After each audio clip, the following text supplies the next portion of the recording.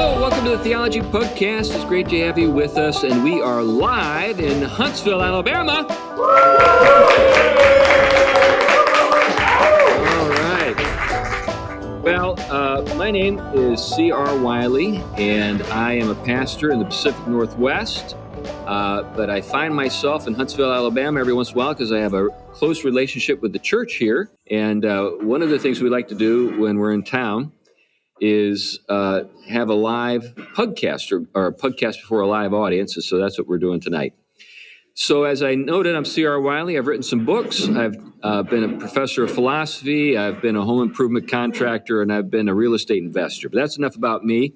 Let's go to the other guys. Why don't we have you, Tom, introduce yourself? Tom Price. I teach Christian theology, ethics, and apologetics at Gordon Conwell Theological Seminary. Great. Glenn Sunshine, a retired history professor, senior fellow at the Colson Center for Christian Worldview, and ministry associate at Reflections Ministries. Okay. Well, as regular listeners to the show know, when we don't have a guest to interview, we each take turns determining the topic of the day and then introduce the topic, and then who knows where it goes. And that's what we got again today. And today is my day, and I decided to dip into a subject that perhaps in Reformed circles, even in the larger world of Protestantism, will bring a set of things to mind that people will find almost impossible to reconcile with the Christian faith. If you know what I'm getting at, you know what I'm talking about, and that subject is asceticism. And I want to talk about what I see as the new asceticism. And what I'm getting at is there are a number of things that are kind of sort of coming to the surface in different places and some surprising places, calling for self-denial. There are programs that are developing in the manosphere to encourage guys to sort of get off of the pornography addiction or get away from it. And they're not Christian in character. They're just doing it for other reasons. There have been, of course, movements to help people break away from addictions to drugs, alcohol, etc. There even are programs now or efforts to help people wean themselves off of their smartphones. Mm-hmm. So these developments have occurred, as I noted, just in the larger culture, not in the Christian subculture, and they've occurred, I think, for the reason that people might assume would be the reason they wouldn't occur. And what I'm getting at is we live in a totally sensually saturated world today.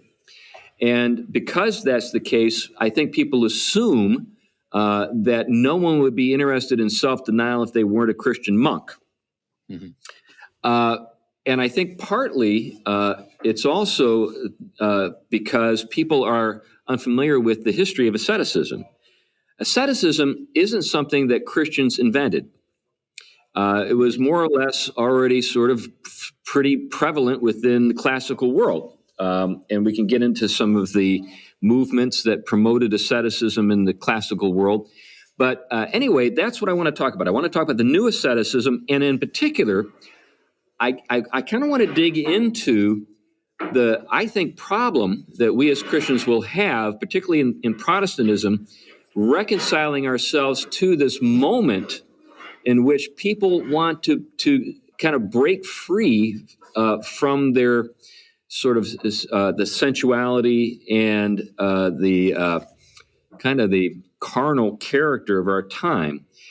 We're in a weird spot, particularly as Protestants and people who are Reformed in the faith. Because when we think about asceticism, who do we think about? Martin Luther, right?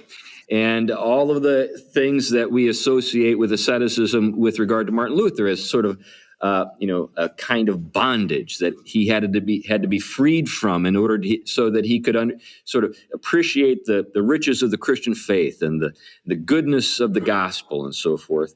And so we've created this kind of antithesis in which we think, well, asceticism is bondage and the gospel is freedom. And I think that's how we tend to think about it. And the world that we live in today is actually, I think, rediscovering the kind of asceticism that actually predates the Christian faith, goes back to the Cynics and so forth. But anyway, yeah, guys have any thoughts on the subject? Anything that maybe comes to mind? Tom? Uh, I mean, I'm happy to jump in. I'm a historian, but I thought I wanted to give you first crack. I'll start taking it into strange directions. Yeah, I mean, I think you're right when you mention the fact that asceticism goes back a long ways, and you find it in the ancient world. You find it among all the varieties, I think, of cultures and religious traditions, some forms of it, and some forms, of course, that aren't compatible with the Christian faith, but the other forms that early on the church recognized is a very significant part of what it means to be a human creature and have the natures that we have, and especially in light of the fall, the need for certain ways of disciplining our life so that those larger gifts are able to be exercised in a fuller sense. There's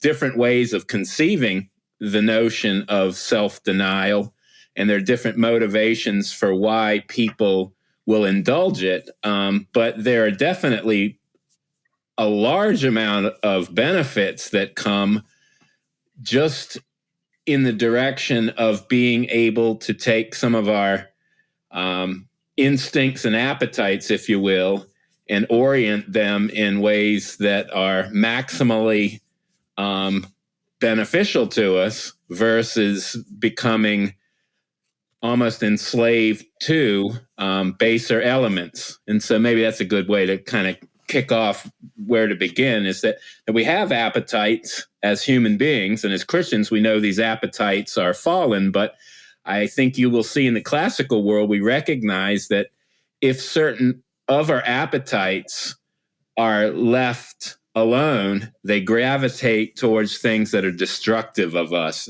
And so the ancient world saw very clearly that these things need to be brought under some kind of discipline in a higher orientation in order for us not to be so destructive and actually to enter in higher ways of living.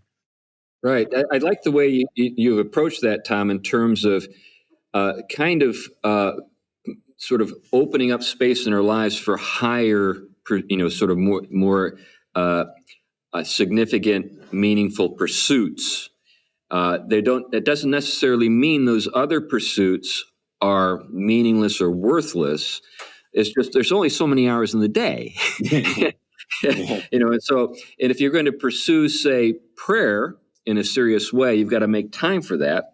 You've got to deny other things in your life in order to open the space for it.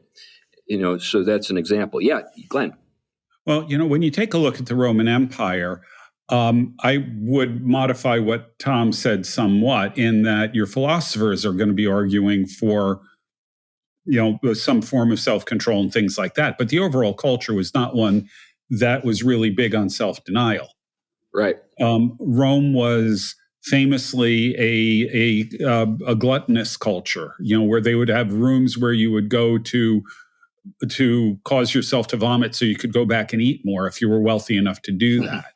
They were called vomitorium, in fact. Going to the vomitorium. But it was also a culture that was way, way oversexed in a lot of ways, a lot like our culture. When you look at the epidemic of obesity and when you look at the epidemic of pornography and all of the other stuff that's associated with it, in a lot of ways, it's a lot like Rome. Now, Christianity comes along. And what does Christianity do? Well, the early church, we know from the Didache, fasted 2 days a week. Wednesdays and Fridays. Wednesday because it was the day that Judas betrayed Christ to the Pharisees and the Sanhedrin. Friday because it was the day he was crucified. And fasting to them meant you didn't eat anything until 3 p.m, which was the time Jesus died. Okay. They did that twice a week, every week, without fail. Right. That was a kind of ascetic discipline that most Romans, I mean, I think the ones who served in the military and such would understand the purpose of that. Right. But your average Roman citizen would have found that a little bit on the bizarre side. Then on top of that, Christians had this really weird sexual ethic. They said you could only have sex in the context of monogamous marriage. You couldn't have sex with your slaves. You couldn't have sex with little boys. You couldn't do any of this stuff. That was a really way out of the norm within the Roman Empire. And from their perspective, sexual continence would have been an ascetic discipline, just like the fasting was.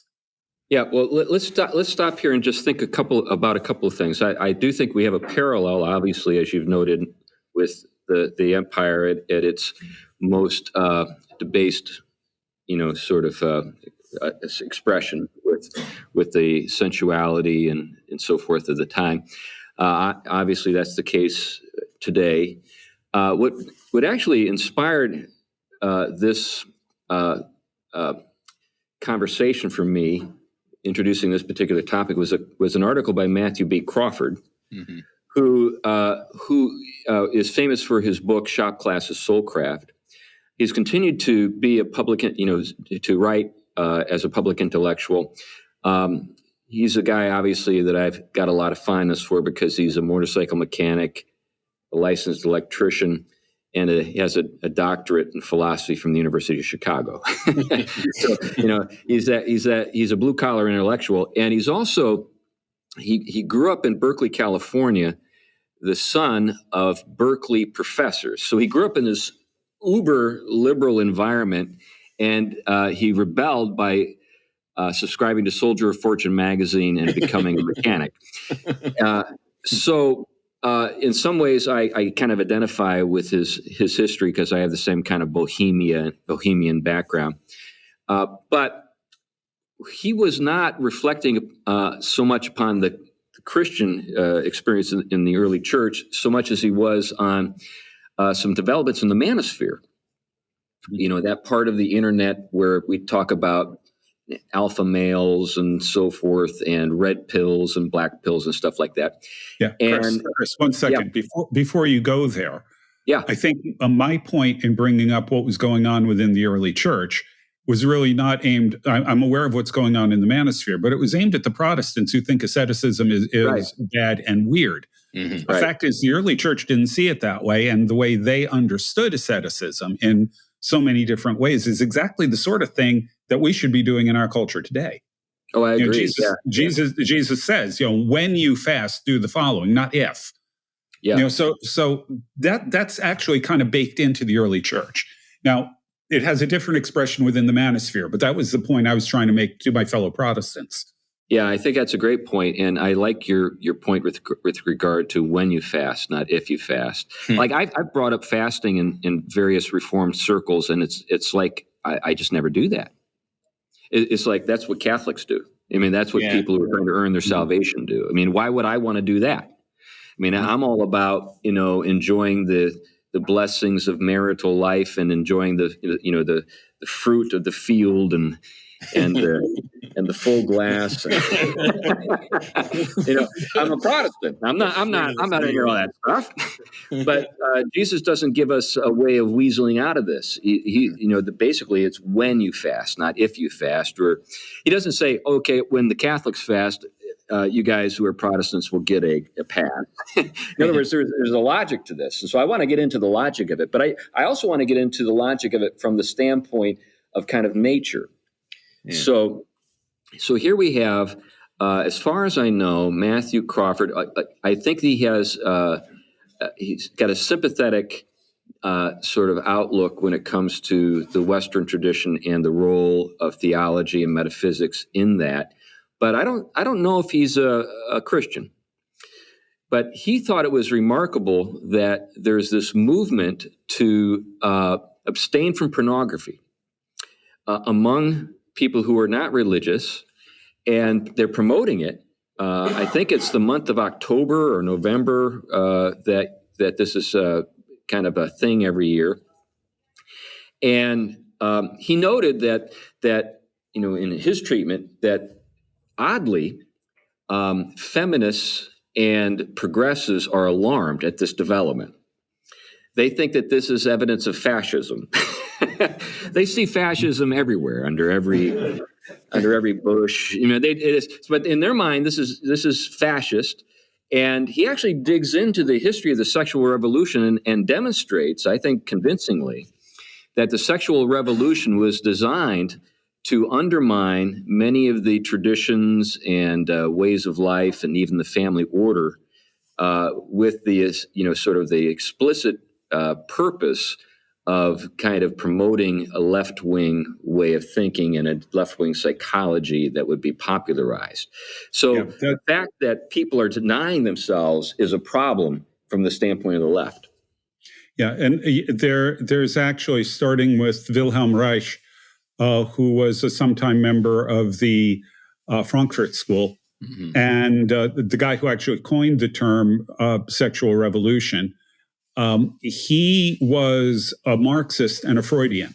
Yeah. And you get this kind of weird combination of Freud and Marxism that ends up being a lot of the intellectual foundation for what goes on in the sexual revolution. And for that matter, is at the root of modern critical theory.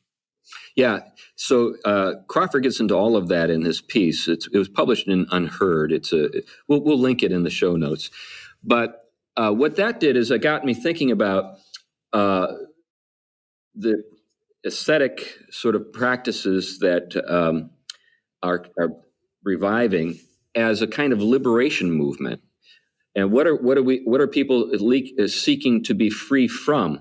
They're seeking to be free from the sort of destructive impulses of their own bodily natures that are excited and manipulated by social and political forces. Social forces, obviously economic forces, where people are profiting off of pornography and so forth, but also the political forces that are eating away at the fabric of our society. Mm-hmm. And so I think that the left is correct in one sense. This is a threat to their political aspirations. Is it fascist? Of course not. That's a nutty, sort of connection that's being made. But anything they don't like is fascist. That's kind of the thing we need to keep in mind. We can't allow ourselves to be intimidated by the names people use when they are attacking us. Well, and I think fascist is definite. I mean, it's playing a role here to create a kind of psychology among a people, to have a certain kind of trigger that anything that looks like or feels like what they're trying to basically uproot and undermine, they label with these terms. And fascist, of course, or racist, or any of these ugly terms that have ugly histories behind them, carry enough baggage with them that if you can make it stick on something that you don't like, you can turn the disgust towards that history towards this maybe created good that they want to undermine because they have a certain agenda. And so the propaganda works very strongly, and you see it in the article very well, where this notion of fascist and anti-fascist become a drumbeat almost that keeps getting, a rhythm that keeps getting played just about in every context, so that with the family, with human sexuality, with the created order, there is a kind of ripping at the God-given boundaries, if you will, to create this fluidity, and in doing so, basically destroy the civilization that has been built up upon that. And it is. I mean, to me, it's very demonic. I think there's no. putting Freud in with Marx like that is about as demonic as you can get. That's right. Especially when you actually understand how they do it, it gets a little bit bizarre. But I think the part that the reason why I think they identified as fascist isn't just name calling. Yeah. They actually, I think that they see something there. Yeah. What there's a call for is male self-discipline. Yeah. And that, to their minds, connects to militarism. Yeah. And all of those things tie together to fascism. I think, that's sort of the short version of the connections, but I think that that's what they're seeing. That's what they're afraid of. Yeah. They shouldn't be, but I think that's how it moves for them. Well, let's think a little bit about male self-discipline, because I think there's not any alarm about women denying themselves. The alarm is raised when men do. So what is it about men and self-discipline that is at least implicitly threatening to certain people? Let me just propose a few things. Generally, one of the ways that men are manipulated is through sexual desire. Let's think about an episode in Scripture. We have John the Baptist, we have a dancing girl, and we have a man who's an authority, right? The dancing girl pleases the man in authority, and he's so sort of taken with her seductive behavior that he promises her anything she would like. What does she ask for? The head of John the Baptist. The head of the ascetic. That's right. That's right. The man that they could not control. Eats locusts. Yeah, but the thing is, how do you control a guy like that? Yeah. How do you control a man who has such self-command that you can't appeal to his appetites to undermine his self-command? Yeah. He is a powerful figure. Yeah. And now, when this occurs, it's not as though the authority figure wants to give her what she's asked for, but he's been cornered. He's made a promise in a public setting. He's got to deliver, otherwise it's going to undermine his own credibility in this larger sphere. But a man who has self-command is perhaps the most powerful kind of person there is. Physically, intellectually. Think about the various ways in which God has endowed men, generally speaking. We tend to be taller. We tend to be stronger. We tend to have voices that make people uncomfortable. Like one of the things that I learned early on is that dogs know the difference between men and women. They're not at all confused. Generally speaking, nowadays they are. Maybe if they're highly educated dogs that attend Harvard. But generally speaking, when a man enters a room with the dog will be more skittish, more prone to be defensive, bark. I remember when we had our dogs. We had 3 dogs. There were times where my wife just was not able to command their attention and respect, and then I would have to raise my voice, and immediately they'd cow. Why is that? Well, I'm physically larger. The vibrations I create in the air are more powerful, beat upon their eardrums. In other words, there are ways in which it's almost impossible for me not to communicate physical, sort of an imposing physical presence. I see it even with my granddaughters. When I'm in the room, they're usually looking at me if they're not looking at their father. If you get my drift, it's almost as though we command attention without even wanting to do so. We got the hairy faces. we got all these. We smell different. There's all kinds of stuff. But think about this. Like when I talk to my granddaughters, what do? I raise my voice. Why do I raise my voice? Hi, because it's less threatening, right? If I want to be taken seriously, what do? I lower my... Now, women try to do this. No, hold it, Chris. You do that because you're an American. Okay, no, tell me seriously. Do it differently. In England, the pitches are exactly the opposite. The neutral voice in England is much higher, and when they want to emphasize something, they drop the pitch. Whereas with us, our neutral voice is low, and when we want to emphasize something, we raise the pitch. But that's not what I'm getting at, Glenn. I'm getting at. Well, but the point being, the Brits think we always sound like we're angry, and we always think the Brits sound like they're condescending. I get it, but that's not what I'm dealing with right now. I'm talking about dogs and children. Well, mad dogs and Englishmen, it goes together. But the point that you're making about, the voice of authority is this low pitched thing. Yeah. To the Brits, that's how we talk normally. So there's a little bit of cultural stuff that you have to pay attention to here. But there is a power.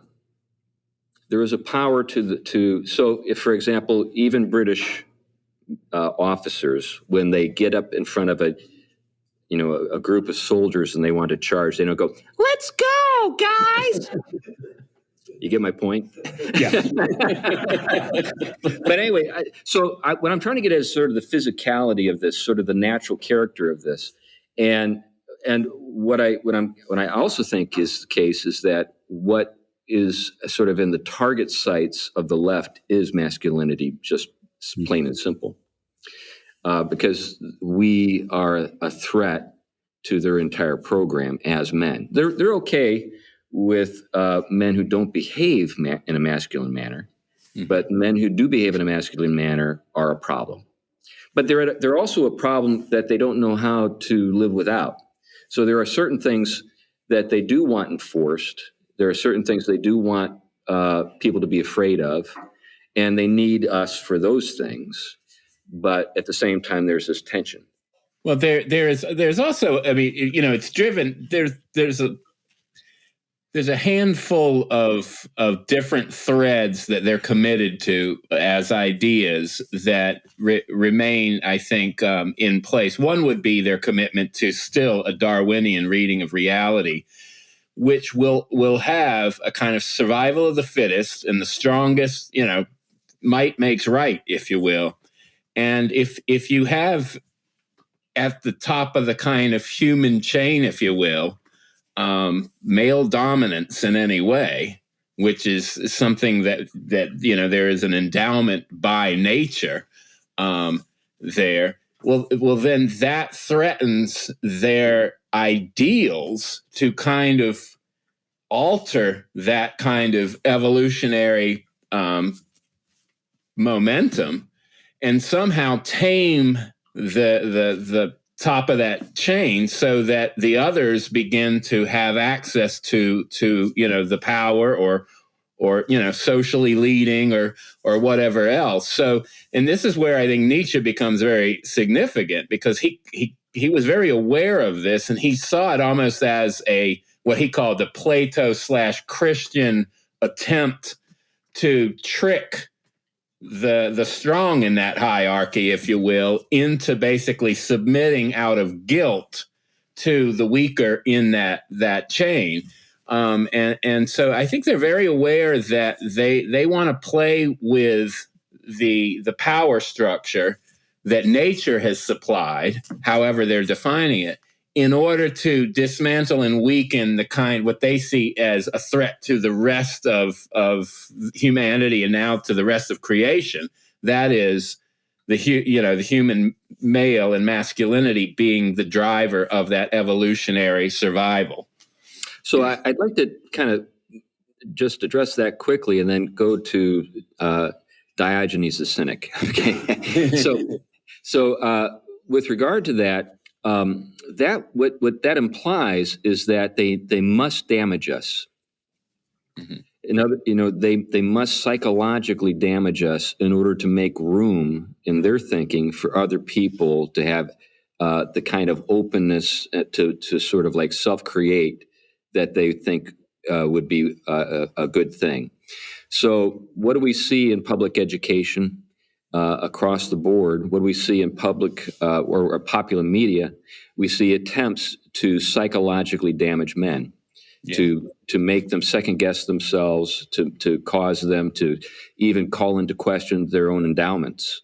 That somehow this is like wrong for me to be stronger than other people, or to have to be even in any sense different than the people around me.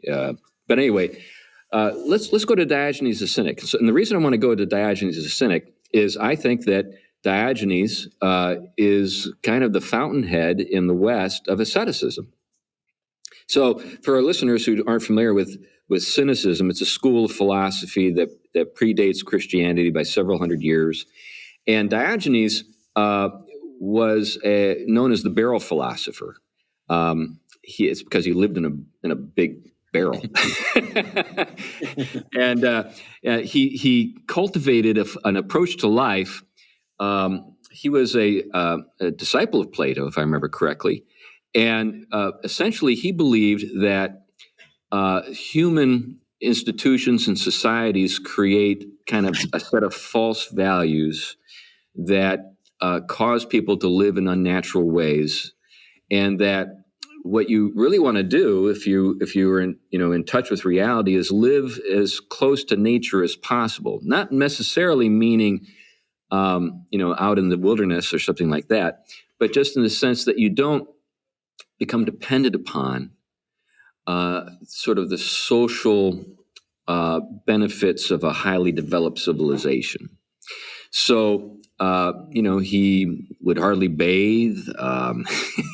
He would, and then his philosophy, or sort of the ethical implications of his philosophy, is that included more or less haranguing people and trying to help them see that they were living for things that really were not as significant as they had been told they were. So he was trying to call people back to kind of a more simple approach to life. So the Cynics were advocates of the simple life, and they thought that they should go about promoting the simple life by making nuisances of themselves, living in the way that I'm describing in public. There's this famous account. It's probably fictional, but it's been passed down to us, where Diogenes is actually approached by Alexander the Great. And because, he's famous, Diogenes is famous. Everybody knows who Diogenes is. And Alexander the Great comes to him and says, I got the power to give you anything you want. Just ask me for something and I'll give it to you. And Diogenes says, move a little bit to the left, you're blocking the sun. And he's just kind of sunbathing there near his barrel. But the Cynic, this is where we get the term cynicism, of course.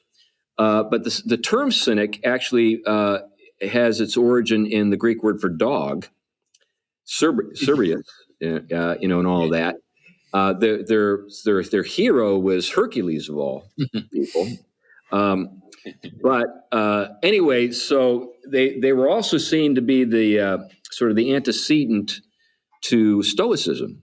So the Stoics, I think it was Zeno. Was it Cleisthenes? I can't remember if I've had that pronunciation right, but I think it was a disciple of Diogenes that actually became Zeno's mentor, and that led to the development of Stoicism. But anyways, it's a fairly significant movement, but they were all about self-denial in a very sort of sex-saturated society. Anyway, any thoughts on Diogenes the Cynic and asceticism before Christians show up on the scene? Well, you don't only have to go into the Greco-Roman world. If you go to India, it gets even more extreme. The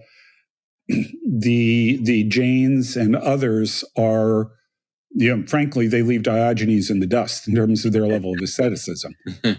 Yeah, laying on beds of nails and stuff. Yeah, and this in turn, interestingly enough, comes back to Greece after Alexander the Great. Alexander went there with one of the guys that was with him was a man named Pyrrho. Mm-hmm. Right. And Pyrrho, like all the Greeks, thought that logic, logos, rationality, all of these kinds of things were at the center of the universe. And when he got to India, they believed ignorance was at the center of the universe. These naked, they're known as these naked holy men. Right. That's what the Indians, an Indian philosopher I know refers to them as that. And Pyrrho couldn't believe this, and actually apparently got into debates with them, and he found he couldn't out-debate them. And so he ended up coming back to Greece as a skeptic. Actually starts what is probably the most important school of skepticism, if that makes any sense at all, to have a school of skepticism. But that came from these extreme ascetics who, in rejecting the world, also rejected thought, rejected ideas, rejected logic, rejected all of that. That in India, it could go in that direction. Now, not all of them go there, but in their extreme form, it can head to that. Yeah, I'd like to reflect on that a little bit, but I know Tom has something you wanted to say. Well, I think you see that also in the West with, the Neoplatonic traditions and the like, some of the sort of cults that grew up mixed kind of religious with philosophical dimensions that were very wed together anyway in that world. But really the mystical, the moving into, being beyond being, and that there is a climbing from the lowest, which is the material, to the highest, which is the spiritual. And so there are all these practices bound up with unknowing and bringing one to a kind of ecstatic, if you will, union with the source of all things. But there's a whole series of these practices of self-denial, fasting, and a lot of excessive, St. Augustine was very attracted to this. First, before he was a Christian, he was very much, he was very plagued by a lot of guilt tied to his sensuality and materiality. And so when he found groups like the Manichaeans and the like, he found that as kind of a first step towards an insight that led him to Christianity, but he still found it very wanting because it definitely took it to these extreme places. And so you tended to have with Christianity on the scene, you tended to have that, kind of imbalance as you either have, asceticism going into extreme directions, or you see it kind of basically, the opposite, the indulgent and the, excessive gratification from the material world. Yeah, this is a great parallel to our time. And one of the reasons that I wanted to take this up as a topic, because we have so little, we give so little we have so little interest in asceticism, we might find ourselves in the odd place or the odd spot of missing an evangelistic opportunity that's afforded to us in a society that is so sex saturated that it's sick of it. And we're like, no, you shouldn't be sick of that. Why don't you just kind of go with it? Because you're gonna, you know what I'm saying. So let's take Augustine as an example. Here's a guy who was deeply affected by the biography of Saint Anthony.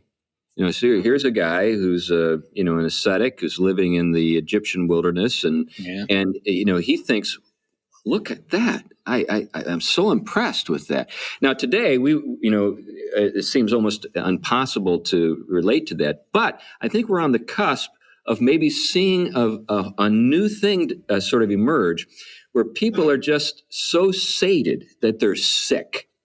They're just sick of it. And can we speak to these people? Do we have any way of encouraging them? Are we in a position to say, you're onto something here, without endorsing the strange stuff we're talking about here? Well, I think, I'll borrow Charles Taylor's term, the imminent frame. He was very notorious for talking about that, where all higher purposes kind of got locked in a universe that had no transcendence. And really materiality and indulgence starts to make sense in that world, and of course it gets exploited for a whole host of reasons as well. And we have, as part of, I think, our fallen natures, kind of inclinations and instincts that like to move in those directions. So we have a lot of things driving that focus, and then but on the flip side, the ascetic traditions and some of these kind of signs we're starting to see, where people are realizing that there is a kind of limit to what is beneficial to us by continuing down the paths we've been going. And there is a nihilism, I think, at the heart of pursuing those things as well. And I don't know that these movements have gotten to the place where they recognize that. But I think one of the things is that we do have here an actual genuine place at which the point of transcendence in the gospel, I think, is very relevant to this ascetic dimension. I mean, one of the things about the early church is it took over the practices of virtue and ascetics in a Christian light, and because they began to see the school of virtue and being in Christ as two sides of the same coin. And one of the things that the ascetic practices emphasize in ancient church was the way in which we actually do, through these disciplines, partake something of the eternal in the historical now, which is our fuller reality anyway. Even as fallen creatures, we're created for that, even though we rebel against it. And so when we do, we are, the early church would talk about it basically is the ascetical and the eschatological are basically the same thing. And so we are, as Christians, participating now through certain kinds of practices in the eternal being that we have in Christ. We get to taste the eternal in the now through doing that. And it is a linking of the transcendent and the imminent, the heavenly and the earthly. So I do think this is a ripe place for where the God of the gospel and transcendence breaks into what is otherwise an imminent frame of our time.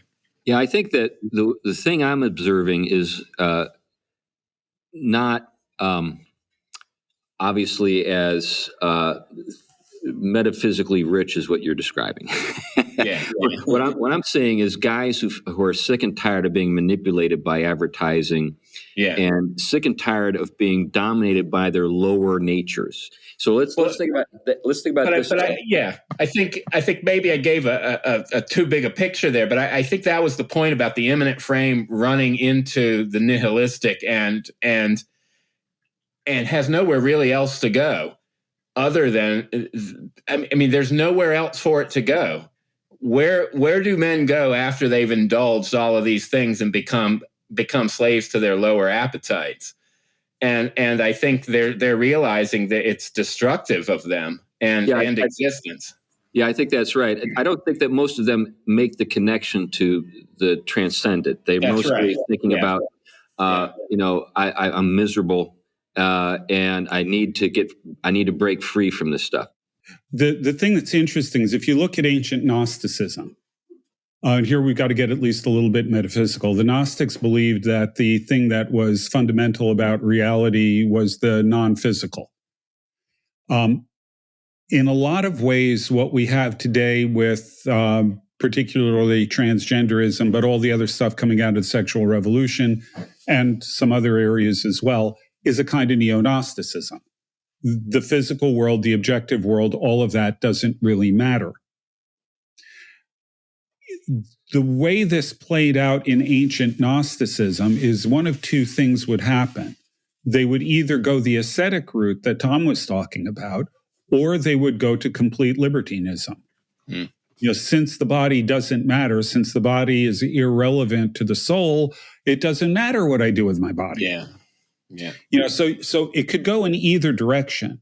And I think in our modern neo-Gnostic, quasi-pagan type world, I think that the second of these, the libertinism, for lack of a better word, has been dominant, but it doesn't surprise me to start seeing a counter movement in the other direction. Yeah. Because the counter movement could very well be based on the same premise, that what's most important is what you are on the inside. So let's strengthen that, develop our will, develop all of this kind of thing. That could very easily be coming out of that same kind of worldview. Well, the beauty of Christianity historically is that it rejected both of these in a very real way. It rejected the libertinism, certainly because it called for strict morality, but it did not go to the extreme of asceticism that you could run into with the Gnostics, in that it recognized the good of marriage. It recognized the good gifts of creation as gifts of God, but it refused to let them control you because the eye was not on the imminent, it was on the transcendent. You made a very significant point there when you talked about the way in which this could go.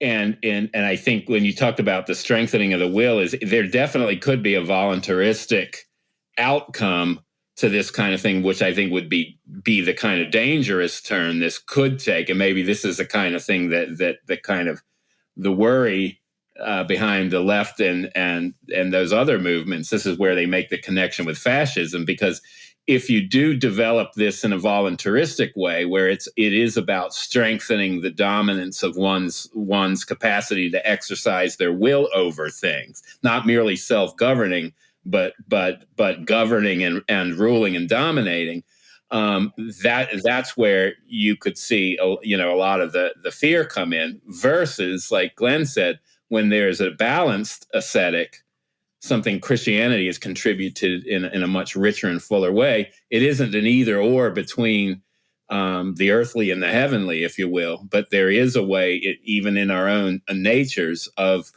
bringing about that kind of self-governance that weans us from those unhealthy appetites serving, our lesser natures, if you will, and allows us to actually have a kind of freedom that allows us to enact truthfully the goods of creation in ways that cause the right kind of flourishing and results, the perfecting of our natures. So let me just sort of develop a little bit what Matthew B. Crawford was speaking about. So Crawford's argument had to do with the prerequisite of self-command for basically virtuous citizenship. Okay, so in order for anyone to participate in the political order in a meaningful way as a moral agent, you have to have command of yourself. Yeah. So this reflects both the classic and the Christian understandings of the order of the self. So let's go back, let's kind of just retreat from the metaphysic into the anthropology of it. So traditionally, we've talked about human beings as being composite, but ordered. So there is a mental or intellectual component, there's an affective component, and then there's the appetite. So there's a kind of hierarchy with the prudential judgment being exercised at the top, corresponding to the head, right? The heart corresponding with, being an expression or sort of the symbol of the affections in the center, and then the appetites and the nether regions of the body, the drives, those things. They're subject to both the affections and the judgment, and that's a well-ordered person, according to Plato and according to the apostles. Yeah. When Paul says, their God is their stomach, he's not saying that as a compliment. He's saying that these people are just controlled by their appetites. They're like animals. They're not really human. They're not ordered in the way that God expects us to be ordered. So there has to be this kind of hierarchy for a healthy human being to, as you noted, Tom, flourish, but also to interact with other people in a way that's mutually enriching. Yeah. Otherwise, you end up with, tyranny and the passions, the destructive passions, just sort of creating what? the kind of conflict that the Apostle James says. Why are there? Why do you have all this conflict in the church? Because your passions are at war within you, right? And it's interesting because it talks about the destructive passions of unity, and this is something I don't hear a lot in the church talk about, is the way in which the divisions that develop in the church often, and much less the divisions that break down community and culture and society, are very much tied to this very thing. And this is a great point. I mean, when he talks about anger, whenever you're merely angry at your brother for the wrong reason, right? So there's this constant examination of things that are very commonplace. There is a place for righteous anger, righteous indignation. So there is an anger outlet and orienting it the right way. But there is that unhealthy, in the same way when Scripture will talk about lust, the same thing. It's not enough merely to be having that somebody is having, committing adultery, but when they lust in their heart. So this goes back a lot of steps. And so Christianity is very concerned. And then and this is where that connection goes that we talked about before, Colossians, right? Because you are heavenly minded, therefore on earth put off anger, malice, these things, and put on Christ, right? The fruit of the Spirit, which, allows you to transcend those lower instincts and appetites that are fallen and and as you note, that doesn't mean that we never enjoy the goods of this world. Our appetites are given to us by God, and they're to be satisfied in a lawful way, not denied completely. So asceticism, I think, can go way overboard, but we're not in that moment. It's, like Augustine will put it this way, it's so that you can enjoy those creaturely things the right way. That's his, so that you don't turn them into gods, if you will, that you or things that you're enslaved to. And when you don't, then you can actually receive them as the good gifts they are and celebrate them in a sacramental and a sacramental way. This brings an example to mind. I remember I had a conversation with a family member years ago, and she was disturbed by the fact that I owned guns. And I said, and just physical conflict in general. She just didn't like this prospect. And I said, well, let's say we're in a situation where we're threatened, and I'm the largest person in our group. Would you want me to do my best to defend us? And she said, oh, yes, of course. Well, I said, how do you do that without practice? What you end up with is this kind of goofy, earnest effort that is just easily thwarted because you've just never done anything that would get you used to doing what needed to be done in a setting where, something like this would be called for. Likewise, I think that the problem with asceticism taken to the extremes that we've seen in the past, and what Luther was sort of rejecting, is an asceticism that's gone way overboard and has rejected the goods of the body and so forth. That's not where we are at this moment in time. We've given ourselves over to our appetites to such a degree. I think this is actually a healthy development. This interest in self-denial that we see cropping up in unexpected places. Glenn. Yeah. First of all, an observation or a question, I suppose. Is your desire to practice the reason why you like going to Waffle House?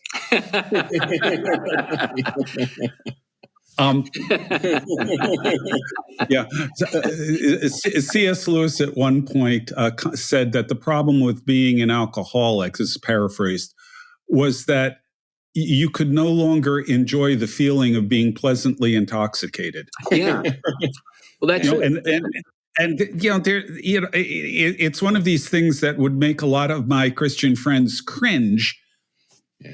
But there's a real point being made there. Yeah. that when you are controlled by those appetites, you no longer enjoy them. Right. The interesting thing that actually, where I think a lot of this ends up starting in a kind of weird way, is Japan. For years, Japan was known at, well, I ran into an article in a travel magazine that said the premise was, if you want to indulge in the 7 deadly sins, which cities in Asia or which countries in Asia should you visit? And they had it all categorized, but lust was Japan. Really? Wow. Then suddenly things start turning around, and you get people in Japan who are just utterly uninterested in sex. Right. Major movement over the last few years. Right. I think it's too messy. It has too much emotional baggage attached to it. I don't want to bother with it. Yeah.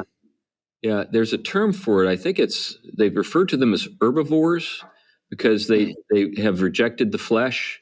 I don't know the terminology there, but the interesting thing is it's part of the dynamic that you're talking about, that they were just so oversated with it, right, that they're just moving in the opposite direction. Yeah. And I think to some extent that may be part of the dynamic we're seeing in the manosphere now. Yeah. Except I would argue with a more positive dimension to it, in that it's, hey guys, let's get our lives under control. Yeah, I think that's the best part of it. But I think you're right. There are dangers here, and maybe what is called for is a kind of sane, reformed asceticism, if that's a way of putting it that people can actually digest. If you know what I'm getting at, because when we now, in one sense, people, when they think of the Reformed tradition, do think of self-denial.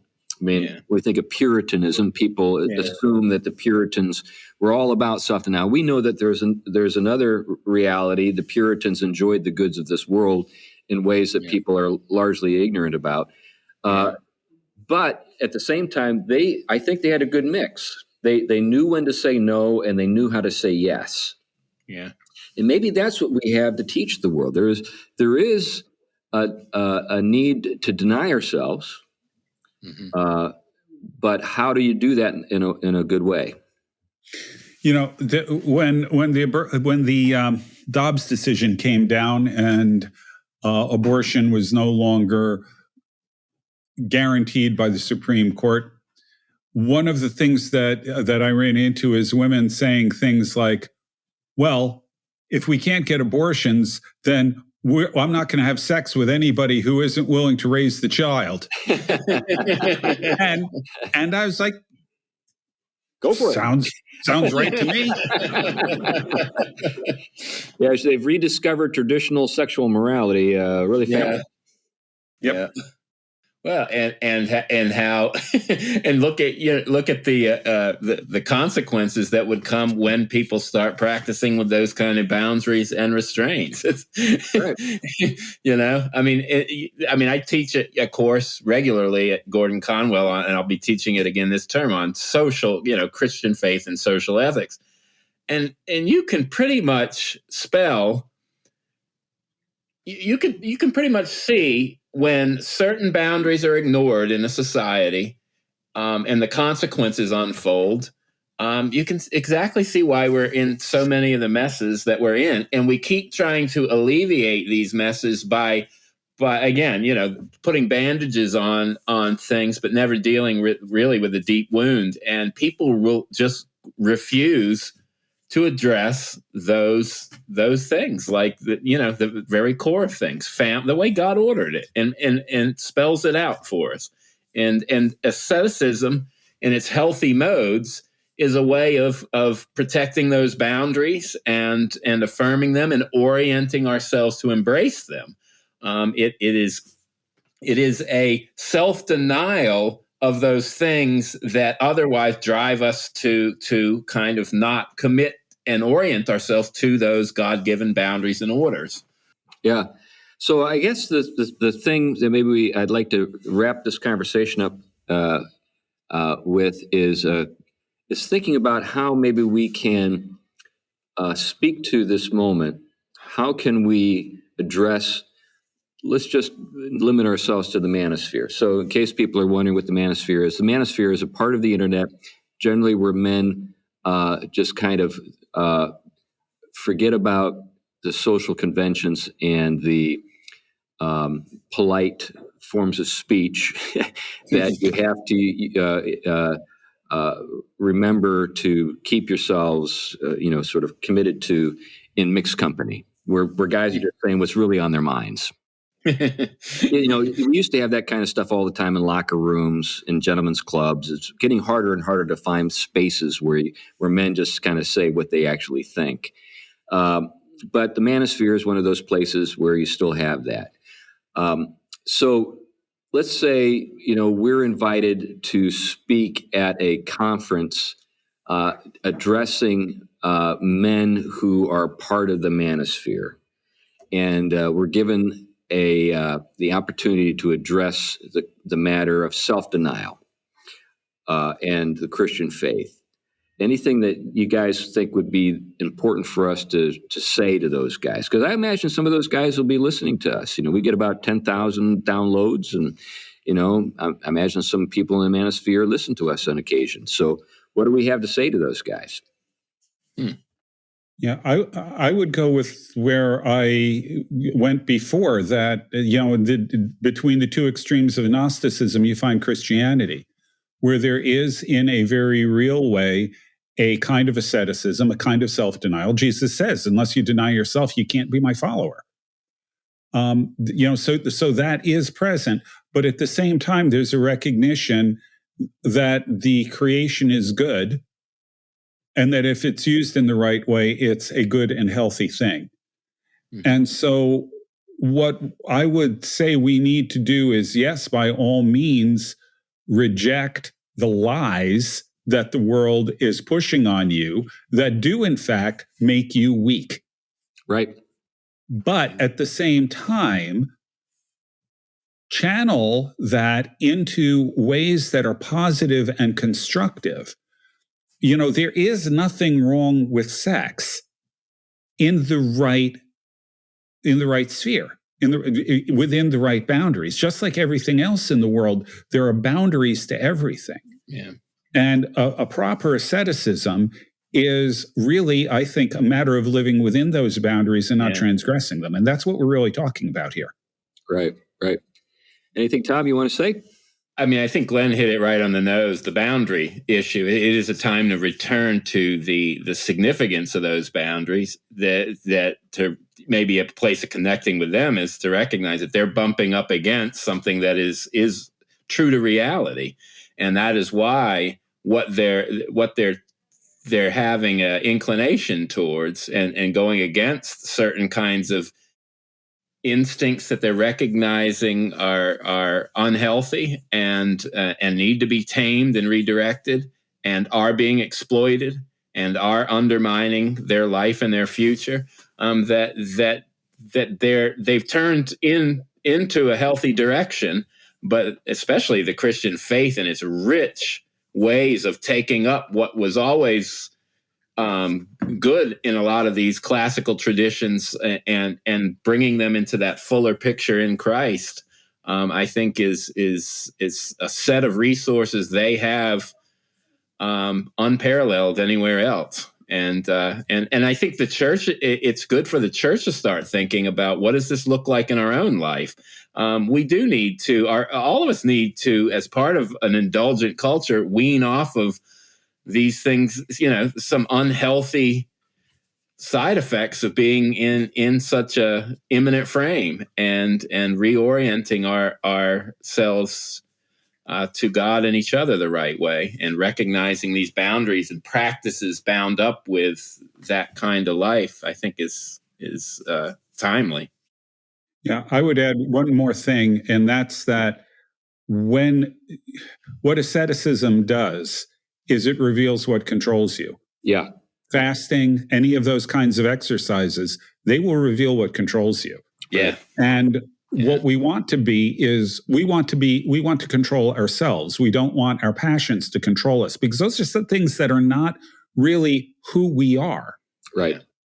It in Christian terms, Psalm 19, I think it ends with, who can discern his errors, cleanse me from hidden faults, keep me from presumptuous or willful sins, let them not have dominion over me. Right. Yeah. Right. When you give yourself over to these kinds of things, you give them control over you. Yeah. They have dominion over you, and that's what we want to break.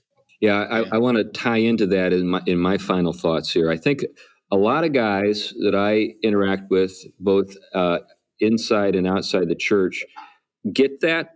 They know that they are more or less the slaves of their appetites, and they want to be free. They really do. The question is how. So what I would do if I was asked to speak in an event like this is I'd say, okay, guys, let's just say that we are all on the same page with this question of whether or not it's a good thing to have self-control and self-command. Now what? Well, this is where the ascetic practices come into play. And what you're trying to do is strengthen the self-command that you need in order to deny yourself when it comes to your appetites. You're going to fail. Okay? You're going to fail. But the key here to keep in mind, the thing to keep in mind is that winning is determined by how many times you get up, not how many times you fail. There's that marvelous scene in Cool Hand Luke where Luke is fighting, what was his name? George Kennedy, I think it was, who plays kind of the big man in the prison. And in the fight, Kennedy keeps punching Paul Newman and knocking him to the ground, and Newman just keeps getting up. At a certain point, it is so brutal that all the people that were cheering for Kennedy just tell Newman, stay down. And Newman says, you'll have to kill me to keep me down. Just kept getting up. And in the end, he was the last man standing, in the sense that even Kennedy at that point recognized that his inner strength was so great that there was no way it could be overcome. And he becomes Newman's disciple through the rest of the film. Newman actually wins that guy's heart because of his unwillingness to give up. And that's the thing that we were looking for. You just don't give up. Don't give up. Keep getting up. And with time, you really do grow stronger. You really do grow more capable of controlling yourself in various situations. Well, I think what we all would love to be able to see ourselves doing is what Thomas Aquinas, according to legend, did when his family took him and held him hostage and then brought the prostitute in to his room to try to seduce him, and he refused to be seduced. And he wanted to be a Dominican, and he wasn't about to allow his family to thwart his desire to serve God and become, a doctor of the Catholic Church. I think we would all like to be able to say, I've got that kind of self-command. Not that I just deny myself, every pleasure, but that when I give myself over to those pleasures, I'm in command. I'm not just simply carried away by my desires. Anyway, that was what I would encourage the guys to pursue. And of course, in order for that to happen, we need God's help. We need God's grace, because we're going to fail. We need forgiveness. We need the strength to get up again, to keep at it, and to grow. And in order for all those things to happen, we need God's help. Anyway, that's how I'd end it. And I think we're pretty much at the end of the time of our, for our conversation. Hey, thank you for listening. So thank you for listening to the Theology Pugcast. We appreciate your interest in the show and making it to the end of another show. And if you're interested in, learning more about the Pugcast or supporting us, you can do that through Patreon. We also are supported by people who designate the Pugcast as their show that they like to support in the Fight, Laugh, Feast network, and we appreciate those folks who do that. And if you just want to, send us a note, we get email, I think, almost like every day from all over the world. We even get a few nasty ones once in a while. That's right. But anyway, we do appreciate all that you do to help us keep the show running. Anyway, that's enough for now. Thanks a lot. Bye-bye. Bye-bye.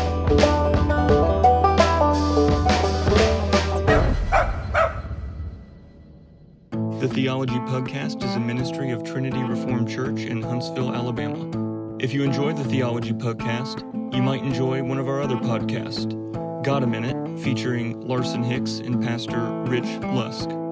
Rich theological discussion, guaranteed to leave you edified.